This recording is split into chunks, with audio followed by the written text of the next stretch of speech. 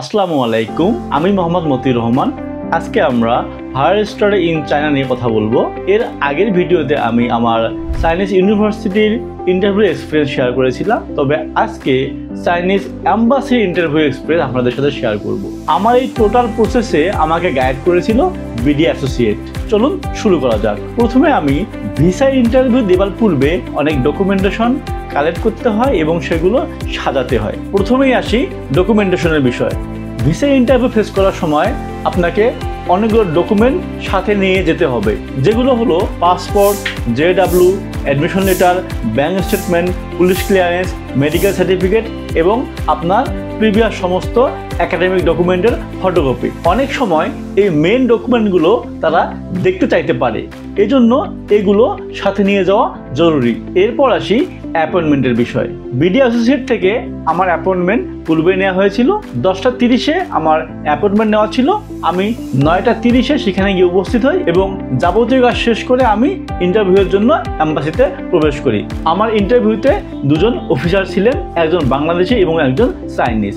যিনি চাইনিজ ছিলেন তিনি আমাকে সমস্ত কোশ্চেন জিজ্ঞাসা করেছিলেন ইংলিশে, আমিও সেগুলো ইংলিশে আনসার করেছিলাম। প্রথমে তিনি আমাকে জিজ্ঞাসা করেছিলেন হোয়াটস ইউর নেম। আমি আমার নাম বলেছিলাম। এরপর বলেছিল হোয়াটস ইউর ইউনিভার্সিটির নেম। আমার ইউনিভার্সিটির নাম বলেছিলাম।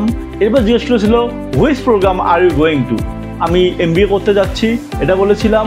এরপর ইউনিভার্সিটি কোথায় অবস্থিত, কোন প্রভিন্সে, কোন সিটিতে অবস্থিত, এই কোশ্চেনগুলো জিজ্ঞাসা করেছিল। এরপর তারা আমাকে আমার স্কলারশিপ সম্বন্ধে জিজ্ঞেস করেছিল। আমি আমার স্কলারশিপ সম্বন্ধে যথাযথ বলি।